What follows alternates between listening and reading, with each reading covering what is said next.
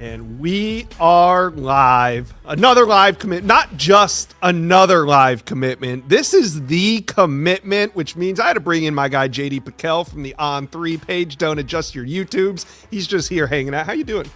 Man, I'm better now. This is exciting. I mean, here in America, about to make his college decision. I'm fired. I'm fired to be on here with you, man. This is a good time. Whenever we're at this desk together, it means something big is happening. Whenever I get to jump on your channel, it's a good feeling. It feels like signing day, but here's the deal, guys. It's not signing day. We're here for one commitment, and that's Jackson Cantwell. It's going to go down here. We're going to stream it. Don't worry, you're not going to miss it. You're watching us talk right now because Jackson Cantwell isn't set to decide for about another 15 minutes. So we are going to set the stage here. We got a cast of characters waiting in the background. We're going to get to everybody, but we want to make sure you guys file in for this live commitment. Also, if you're here, you've probably seen one of our other live commitments. We do a lot of them. Make sure you're subscribed to the On3 Recruits channel. Hit that subscribe button. All right, so we are going to get into it. The number one offensive tackle in America. He's a big one. He's going to commit today, and he's got a top 6. It consists of Missouri, Ohio State, Michigan, Oregon, Georgia, and Miami. They're battling it out for the 6'8", 305-pound offensive tackle, number 1 overall and number 1 at his position, and probably number 1 in your hearts at this point. I mean, we've been talking a lot about Jackson Cantwell. We're going to talk to a lot of folks here on this show. Why don't we, let's throw it around the horn. Why don't we bring in our Oregon analyst Justin Hopkins from Scoop Duck. Justin, we had you on last Monday for the Jared Curtis commitment, and at that point you said that it felt like the Ducks were going to be runner-up in that one, and they were, to Georgia. What's your feeling on Cantwell today? Well, I'm starting to feel like the bridesmaid, never the bride, but no, it's been a tough one for Oregon. I think they kind of lost some steam there as we went into April. Obviously, Miami picked up a lot of steam there, and folks were kind of pinpointing them. And the Ducks clawed back into it, and we're fortunate to get Cantwell back on campus for the spring game to end April, an official visit, a spring game, a really good chance to showcase him a game environment in Eugene. And not to mention that Thursday night to kick things off, Oregon had an offensive tackle that was drafted in the first round of the NFL draft. So it felt like everything they needed to get back in there and help themselves, other than Jared Curtis's commitment, went well for Oregon. I know they did an in-home visit with him just under 24 hours ago. And of course, the reports were positive there. It's just feeling like it's not going to be an Oregon pick here. I'd love to be wrong. I'd love for my readers to, make fun of me and say, you missed this one, J-Hop. I saw the picks earlier from Nakos and Wilt Fong, and it seems like Miami's the team to beat here. But this could be a Dan Lanning special. This is what he's known for, just kind of coming out of nowhere, and all of a sudden we're putting an Oregon graphic up there and everybody is scream and shout at their TVs. JF, I want to get your thoughts on this because it's the time of the year in recruiting where we all like to overreact a little bit to our class ranking and why aren't we in the top 10? Why aren't we number 1? Why aren't we this? Why aren't we that? And like Oregon, I feel like is probably going to close strong as they've tended to do under Dan Lanning. Let's say that you're right and things don't go Oregon's way today with Cantwell. What's the concern level around where this class is right now in the month of May? Well, I've tried to be somewhat level-headed with my readers, and yeah, they've been a little bit upset. Not too much panic, but a little bit of panic. The analogy I've used is, hey, we're in the first quarter and the Ducks are down 14-0. Do you want to say the game is over or let this thing play out, right? Because it's a pretty fair analogy. We're in May. There's a long ways to go to December. We all know that there's going to be decommitments and flips and all kinds of things that are going to happen in the next 5 months, and that's how recruiting goes. So, yeah, I wouldn't be pressing the panic button just yet. Oregon does need to make a little bit of a run. Obviously, they got Richard Wesley, the 5-star edge, committed earlier this week over the weekend. A big video with Dan Lanning jumping in the pool with him that's made the rounds. So I think they're kind of starting to build a little bit of momentum here. Cantwell would obviously be a huge momentum boost if that was the case. But Oregon's in really good shape with Emmanuel Ahenicho as well, another 5-star offensive tackle, the number 2 offensive tackle right behind Cantwell. So Oregon's got themselves well positioned to at least get an elite offensive tackle and somebody that they're looking to plug and play in the future at that position at Oregon. Yeah. Plus, Oregon ended a 5-star over the weekend, so it's not like we're going to sit here and cry for the Oregon Ducks, all right? Top 5 class, right? Jeez. Yeah. It's not all bad up there in Eugene. But I get what you're saying, J-Hop, and this is literally the first quarter of this recruiting cycle, because the summer months are very important, and then you got the football season, and then you got recruiting season, which happens about a total of 2 weeks after the football season ends, but it feels like it's 2 months of recruiting. So a lot left in the tank for the Ducks. We appreciate you dropping by, talking a little Oregon with us as we wait for this major commitment. All right, next up, we're going to bring in Azubi, but I want to talk to you, JD, just a bit about Cantwell. Yeah. I saw you over there at your desk watching some video today. What do you like about Jackson Cantwell as a prospect? I mean, it's hard not to be cliche when you talk about him, right? I mean, 6'7.5", 6'8", 305, 315. Like, just to be that big and playing high school football, obviously you're going to dominate. Mm-hmm. But if you were to ask ChatGPT to give you the proper ingredients for an elite offensive tackle, probably would be in there like, hey, how about his parents both be Olympians? That'd be nice. That's Jackson Cantwell. Both of his parents being Olympic track and field athletes, that's absolutely ridiculous. That's jackpot kind of stuff. And then for it to translate to the field the way that it has, it's not a big mystery why he's right now the number one recruit in the country. Yeah, and we have a big battle going on. This is huge. I mean, at certain points, we felt that Oregon led. At certain points, it was Georgia. Lately, we're hearing a lot about Miami. I mean, heck, you couldn't count out the Missouri Tigers. Yep. His parents went there. You had Ohio State. You had Michigan involved heavily. So this has been a pretty wide open recruitment. I think that's why you see so much interest in this Jackson Cantwell decision today, not just because he's a great player, but because he's done a great job at just handling his recruitment the right way. If you're a college football fan that purely tracks recruiting via social media and you just watch the graphics from the On3 Recruits page, which go follow the On3 Recruits channel on Twitter, you're probably thinking, oh, it's Oregon, it's Miami, it's Georgia. It's been all over the map if that's purely how you're following it. So for it to now be decision day and for it to start to seemingly narrow down to a couple of schools, I'm excited to watch what happens here, Josh. I'm really excited. All right, let's bring in Azubi Charles and talk a bit about the Miami angle here. Azubi from Kane Sport. I feel like Miami checks a lot of the boxes of Jackson Cantwell in terms of development, in terms of maybe NIL. We've heard a lot from Pete Nakos there. What else is Miami doing right in this recruitment leading up to today? Yeah, Jackson has mentioned it, that Miami's been that program that's been recruiting him the hardest, out of his top six. And, with the Hurricanes, like you mentioned, obviously, Coach Cristobal being an offensive line guy, the development, since the beginning of this 2026 cycle, they've made it clear that, hey, offensive line is going to be that position group this year that we focus on. We've seen it in previous classes with defensive line being that group, in 2024, and then defensive back being that group, a year ago as well, too. But the Canes have made it clear that Jackson Cantwell is their guy, and they're going to fight tooth and nail to land him. You always see the coaching staff always tweet out, hey, it's a marathon, not a sprint. And with the number one prospect in the country, it's always going to be a marathon when you're fighting off, some of the biggest programs around the country. But I do think Miami's going to give it their all and have done, everything in their willpower to land Jackson Cantwell. And we're going to find out, if those efforts paid off in a few minutes. Yeah. What's the tone been on Kane Sport message boards today? It's been absolutely a blast. If you're not subscribed there, just head over there, go check it out. But, some people are saying, oh, man, the sky's falling down. Some people say have faith in Coach Mario Cristobal. It's just been a lot of excitement. And, a lot of people are itching to see where Jackson Cantwell goes to. Yeah, we are. I'm pumped, man. Yeah, we're really interested. I'm absolutely pumped. We will see. All right, Azubi, we'll bring you back. We're looking at a live shot right here. This is where it's going to all go down. Oh, yeah. The Jackson Cantwell decision. We're going to be streaming this right here. You guys can watch it with us. Make sure you guys are subscribed to the On3 Recruit channel. We do this regularly with live commitments, but this is a big one. All right, let's bring in Rusty Mansell, Dogs HQ. Rusty, I mean, for a long time, it was all dog here with Jackson Cantwell. He's probably visited, what do you think? He's visited Georgia more than any other program, right? I would probably think so. He's been to Georgia, I think, 8 or 9 times that I've counted up. I went back and looked through his timeline today. They offered him in July of 2023. If Georgia were to land him today, I think some of the things with Jared Curtis I talked about last week on the show at this exact time, consistency, staying on him, and never letting up and showing him early on, this is a place for you. They had basically a 48-hour visit with him this weekend when he was in Athens with his family. One last chance to sit in front of Kirby Smart. He went through everything on Saturday, NIL talk, strength and conditioning. The presentation went through everything on Saturday. So, look, Georgia had a good swing in him late. Obviously, sounds like there's a lot of momentum there with Miami to end, but we'll see. Kirby Smart and those guys have won their fair share.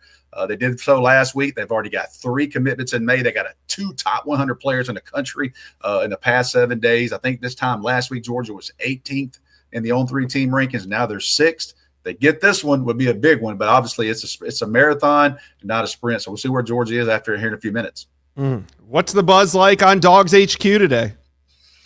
Boy, I tell you, it's kind of like the stock market. It's been up and down, And listen, we don't sugarcoat it on Dogs HQ. I came in yesterday, and there were people around the country saying this thing's a wrap. And I said, guys, this is not over with. Georgia, and ultimately, Georgia didn't get the last face-to-face on him. Oregon was there all day yesterday. I just found out a few minutes ago. They were there all day, the entire day.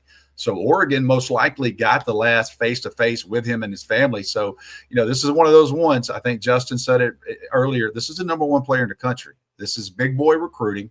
Everybody is taking their swing, and I think Georgia is comfortable where they are, what they put on the table, the offer they've got, what they have to offer, the development, the draft picks. I mean, you look at the draft picks at Georgia, it sells itself there. So we'll see. They've been on this kid now almost 2 years. We're about to find out.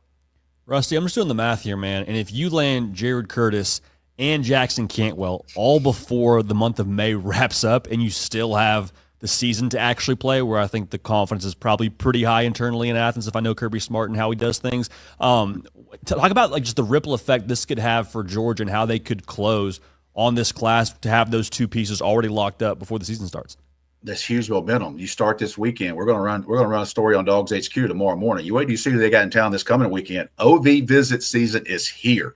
One of their biggest events next weekend, scavenger hunt. Jackson Cantwell was there last year. Jared Curtis was there last year. So you're going to look. Their momentum starts this weekend. This would be a huge push. Obviously, they've got great momentum. Graham Houston, another player that's committed in May out of Buford. So they've got some momentum on the recruiting end. But you get a Jackson Cantwell and you start talking about, hey, we've landed 2 of the number 1 players in the country at their positions, and you want to get on this class, come on. All right, Rusty, we are just about 5 minutes away potentially from him starting. Let's bring in, at this point, thank you, Rusty, let's bring in Steve Wiltfong. You're like directing traffic out here, man. You're just like, we got Steve, we got Rusty, we got Azub. Like, you're just, J-Hop, you're just directing traffic. I love it. This is big time back here. I'm seeing the maestro at work. Yeah, Steve, we are watching the Jackson Cantwell live commitment stream, and we don't have action yet, but we did have action today. Some big predictions dropping from yourself and the great Pete Nakos. I mean, this has been a battle all the way to the end. You've said it would be, but what are you hearing? What's the latest as we are just about 5 minutes away?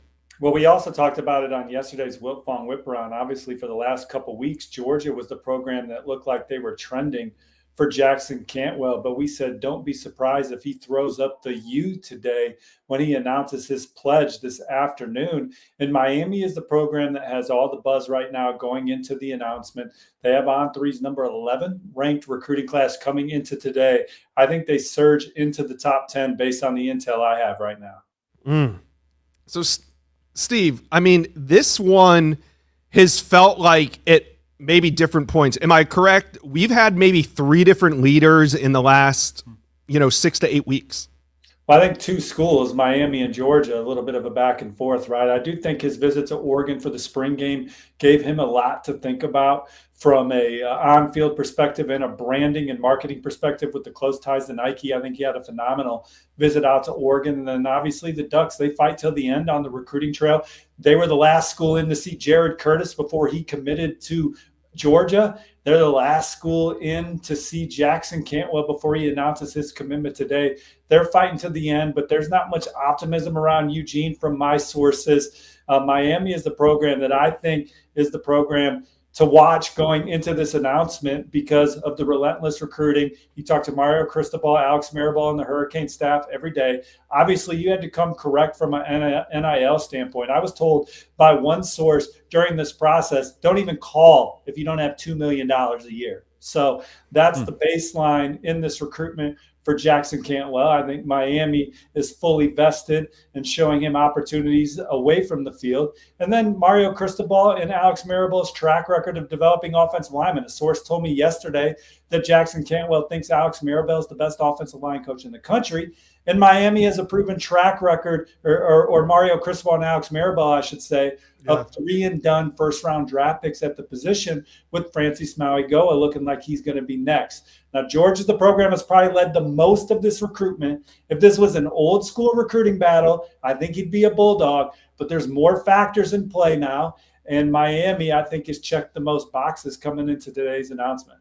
Yeah, and the Pete Nakos has been putting out reports about kind of the dollar figures, and like you said, he reported about a week ago it was $2 million, like 2.5 now, and it's up to 2.5. How did that compare to what David Sanders got paid at Tennessee last year?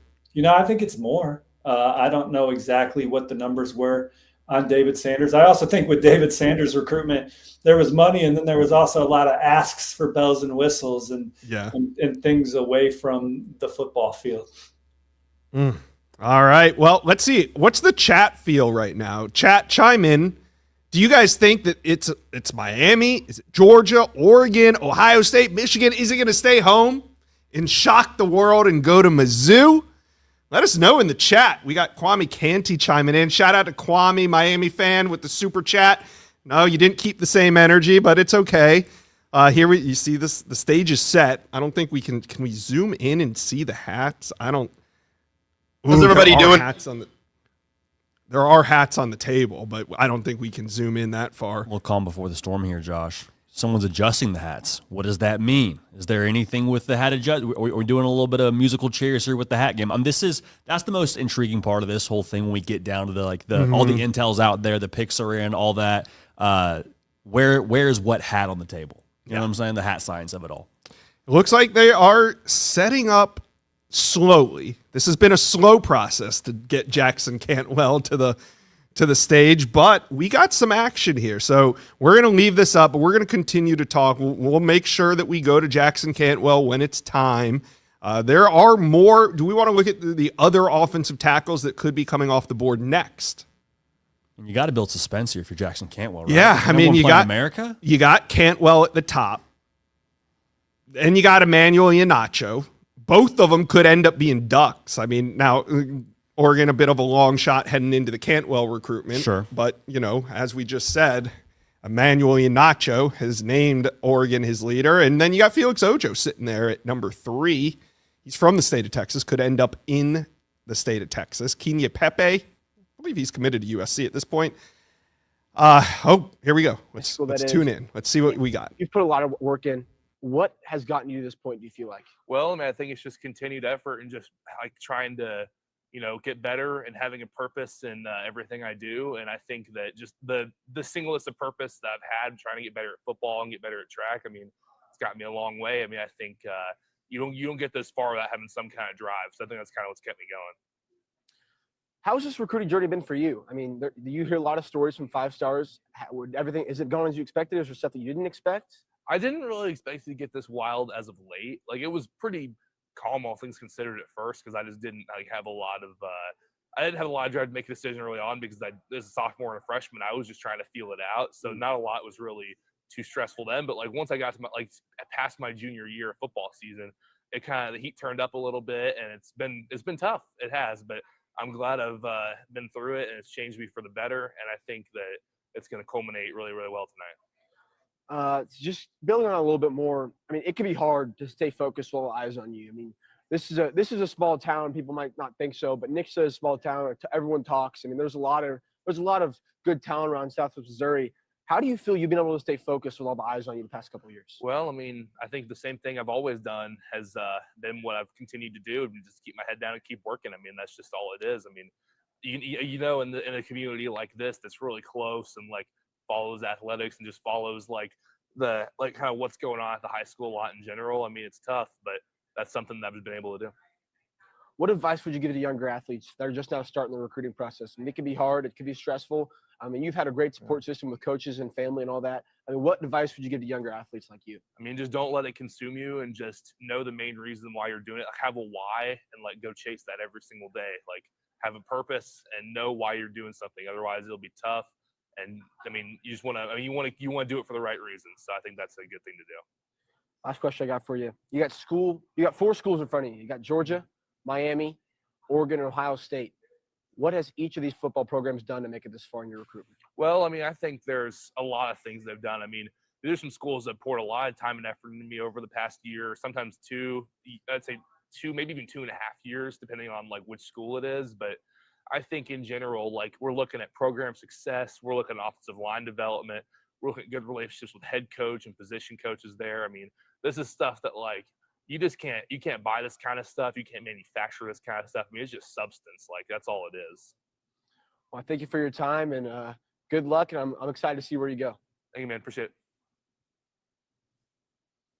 Thank you, man. Nice. Yeah, no problem. I got you. To Nixa High School's ATOS Center. My name is David Kelly, principal of the high school. Today, we are here to celebrate an exceptional student athlete and an important milestone in his journey. To kick off this event, please welcome our superintendent of Nixa Public Schools, Dr. Gerald Oden.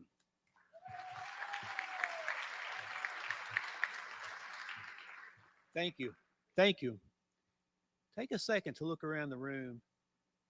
This is one of the things that makes Nixa a special place. It's when we have the community to rally around each other. And I'm looking today and thinking about today, and this is a very special day for not just the high school or Nixa, but our community. As we celebrate Jackson, I think we'd all agree he exemplifies what a student athlete is.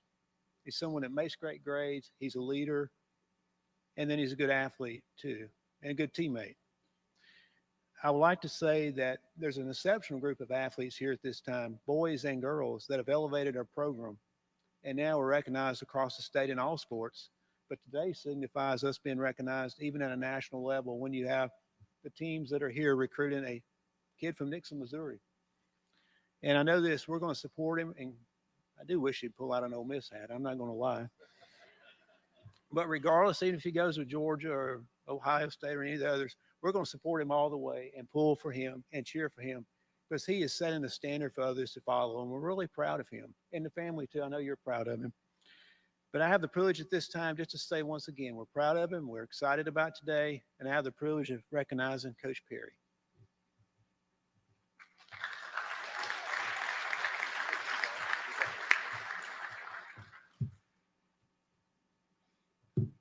First of all, I'd like to say thank you for everybody that came. It's awesome that you all came to support, one of our very own. Today's a big day for Nixa. It's a big day for college football, because the greatest offensive lineman in the country is going to commit to play somewhere in the United States of America today. So it's a big day. I would like to say, hats off to Jackson Cantwell, because not only has he dominated, on the field since he was a 9th grader, he's done things the right way. He's done it in the classroom. He's done it off the field. He's done it, in every way imaginable. He's represented our school, our community, and his family extremely well, and that's a mouthful right there.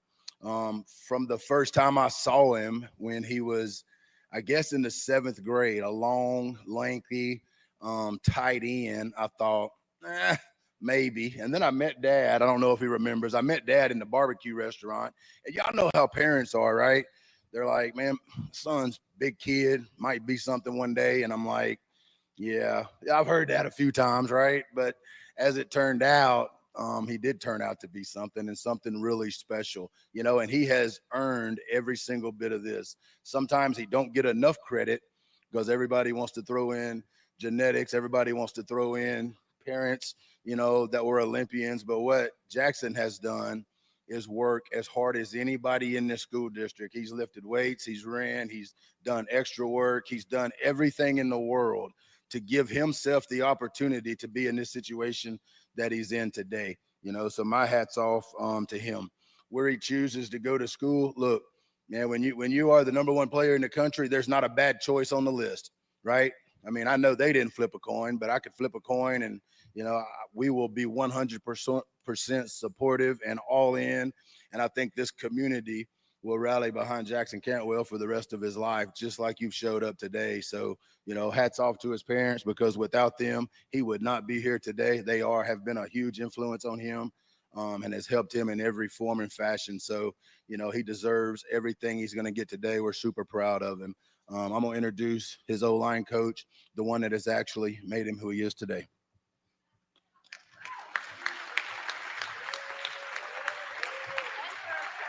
Yeah, and I included it. Thanks everybody for being here. I'm Coach Medley. It's my privilege to stand here today, both as Jackson's offensive line coach, but also his shot put coach. This unique opportunity means that I get to watch him compete all year.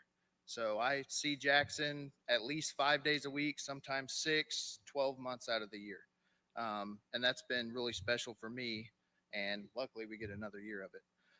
Today is about recognizing a young man who represents everything we hope for in an offensive lineman. We talk about it in our room all the time, but things we look for are strength, discipline, and relentless effort.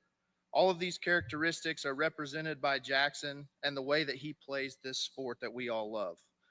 He's the kind of player who sets the tone in the weight room, brings intensity to every practice, and leads with actions more than words. But every so often, he does speak, and when he does, people listen. As an offensive lineman, Jackson embodies a role that doesn't always get the spotlight. Most of the time, an offensive lineman is only recognized when they screw up, first by me and then everybody else. The success that we have does go unnoticed sometimes. A successful offense depends on the 5 to 7 guys up front. Ours from last year are all sitting up here, and I'm proud of them too. But nobody really sees them. They kind of go in the dark as far as work is concerned. I tell my players all the time that God made us all so big because we carry the weight of the team on our shoulders, and Jackson is the biggest of us all. Being an offensive lineman requires them to show up early, stay late, and do all the dirty work without any fanfare. It's about protecting others, often at the expense of personal glory. But what makes Jackson different and special isn't just all of that, but it's who he is. Jackson is always looking for ways to grow and continue to get better, not only for himself, but these guys sitting here too. My favorite thing that Jackson does, and it's kind of unique, I've never had it as a coach, is that he shows up on Monday nights. We finish varsity practice, he goes and gets food, sometimes he showers, he at least puts on clean clothes, and then he comes down to the sideline and he appoints himself my assistant O-line coach. He is out there helping the JV guys with anything they need, talking about footwork, giving reminders in between drives about plays. And one of the biggest things, because I'm really bad at it, is he makes sure that everybody gets in and that they all get reps, because that's how we get better. He doesn't have to do that, but he wants to. That's just because that is who he is. It's been a privilege to coach Jackson, and I'm glad that we have another season together and that he is still part of Team Nixa, but he'll always be a part of Team Nixa. Congrats, Jackie. I'm super proud of you and can't wait to see what you do at the next level. Now, you all didn't come here to hear me talk. I'm honored to introduce the man of the hour, Jackson Cantwell.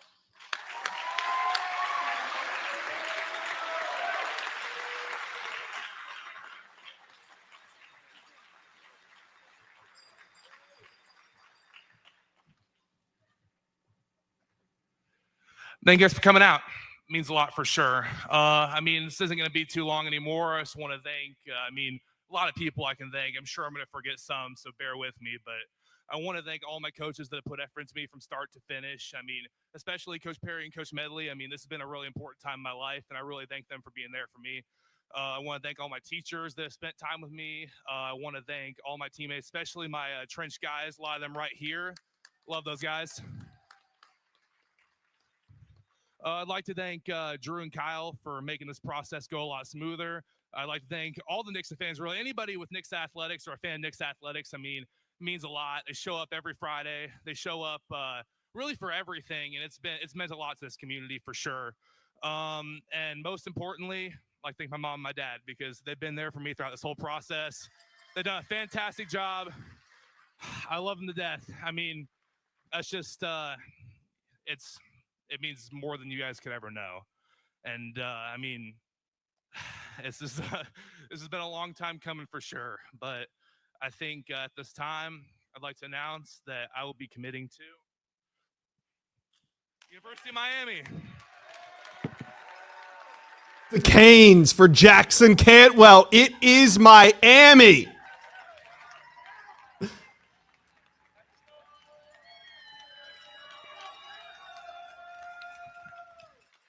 This hat doesn't really fit, but thank you guys.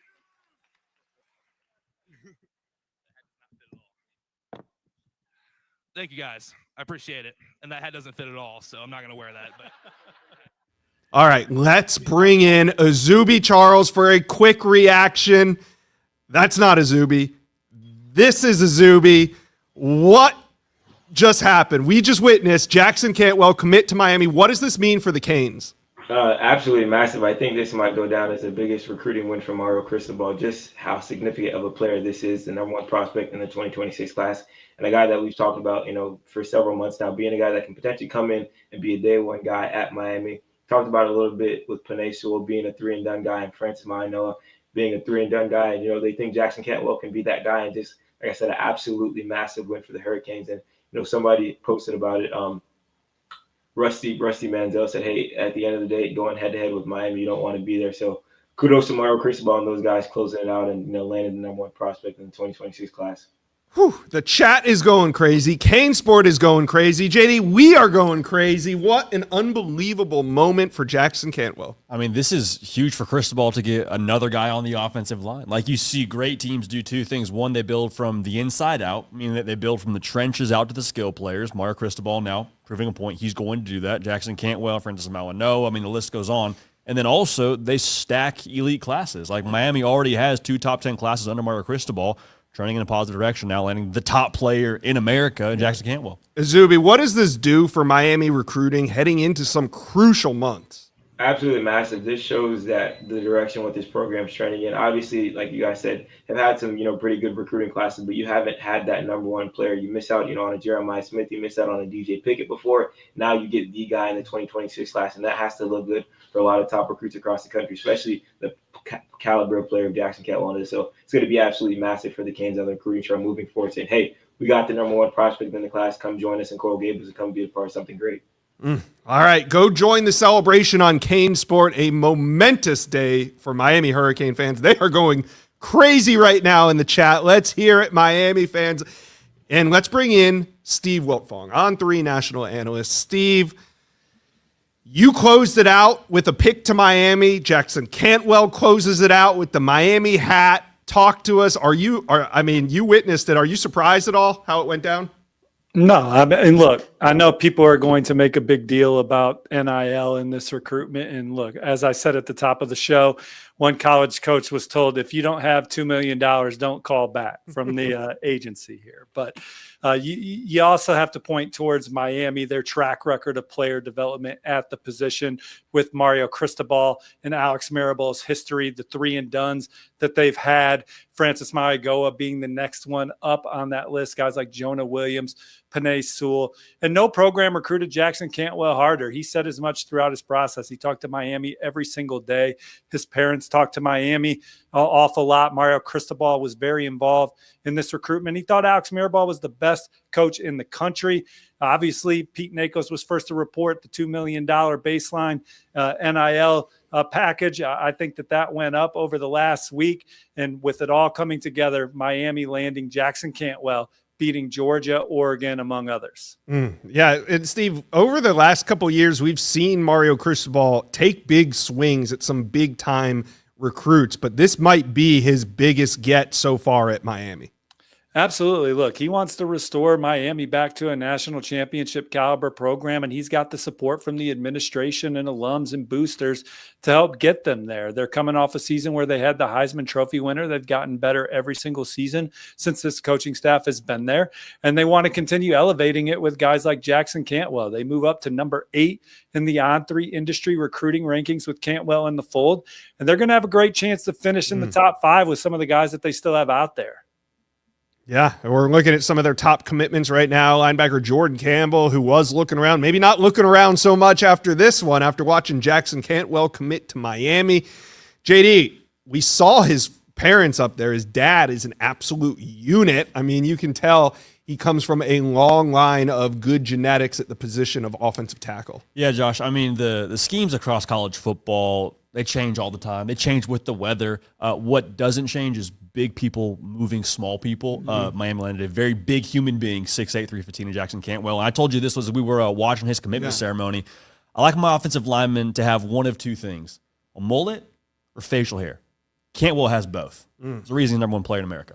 I like how he did that interview prior to, and shout out to Nixa High School, right? I mean, we haven't had that type of audio video from a recruiting commitment in some time. So shout out to Nixa High School and their audio video team. That was amazing. But Jackson Cantwell doing that interview, you got to love it. I mean, he looked like a caveman sitting there in that chair, hair all in his face, looked like he just got off the practice field. I mean, and also shot putter, right? Why is that a good thing for an offensive tackle? I think for me that the first thought is explosiveness, right? I mean, the amount of strain that puts on your core and the torque it takes to launch a shot put the distance that Jackson Cantwell can. I think he's somewhere north of 60 feet, I want to say. Like, dude is very, very explosive to go with his size and going to serve him well at the next level, clearly. What a big day. There they are, the remnants of what was Jackson Cantwell's decision. It is over.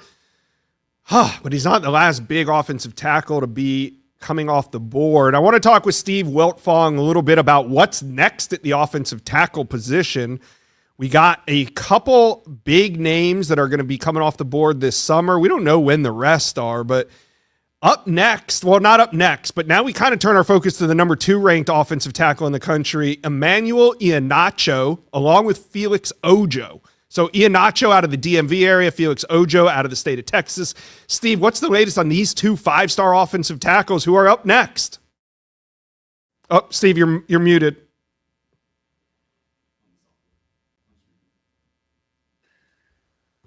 Let's try that again, boys. For Ihenacho, I'm in the process of logging an On3 RPM forecast in favor of Oregon for the number 2 overall recruit in the country. LSU is right there. Penn State rounding out the top 3, I'm told. But Ihenacho has been out to Eugene a couple times now, including earlier this spring. I think not only him, but the people around him love Oregon, what they offer. He's gotten really close with offensive line coach Alik Terry, and Oregon is all in on Emmanuel Ihenacho moving forward. So when we look at Felix Ojo's recruiting prediction machine, it's pointing towards Texas. Do we think the Horns can keep the in-state 5-star home? Yeah, I'm one of those predictions in favor of the Longhorns right now for Felix Ojo, but similar to Ihenacho and the competition being LSU, Penn State, Maryland, Alabama, Auburn, Texas A&M, there's a lot of suitors for Felix Ojo. The biggest challenger, in my opinion, is Ohio State. He had a great visit up to the Buckeyes campus this summer, and I think that we've seen Ohio State in the past go into the Lone Star State and be heartbreak you for those in-state powerhouses historically, and Felix Ojo is another one that Texas is going to be on high alert with Ohio State for. But right now, I do like the burnt orange for Felix Ojo. All right. Let's one more question. We'll let you go. You've done a great job covering this recruitment. So talk to Miami fans here. What can they expect from Jackson Cantwell moving forward? Is he going to be one of these vocal recruiters? Do you think that we'll see him back in Coral Gables before the season starts for some of these big visit weekends? What's his personality like when it comes to that? Well, he's one of the most eloquent kids in this class. Obviously, he is very buttoned up in his decision here, and knows why he picked Miami. And I think with him being in the fold, just his name, just who he is going to help attract some other blue chip talents. How about a guy like the nation's number 3 running back, Derek Cooper? Miami is battling Georgia and Ohio State to keep him in South Florida. I have a story up right now on Kane Sport and on 3 about the prospects that Miami's in the thick of it for moving forward. And the first name mentioned in that article is Derek Cooper. They want to own their region. That's how Miami has won championships. The best players in the area stay home and play. And a guy like Jackson Cantwell committing to Miami shows Derek Cooper the type of offensive lineman that he's going to have in front of him. They also have Joel Irvin committed, who Miami loves at the position, and Ben Congdon from my neck of the woods up in Ohio in the Midwest. He's a high upside guy committed at the point of attack, but they're in the mix for several more elite players, guys like cornerback Davon Benjamin from California, Calvin Russell, a local wide receiver, Kendall Gervil is a coveted defensive lineman. There are a lot of guys out there that Miami is on the short list for. And when you land Jackson Cantwell, it reminds people what these recruiting chops are like in Coral Gables. And I think we're going to see Miami close some more blue chippers here in the summer.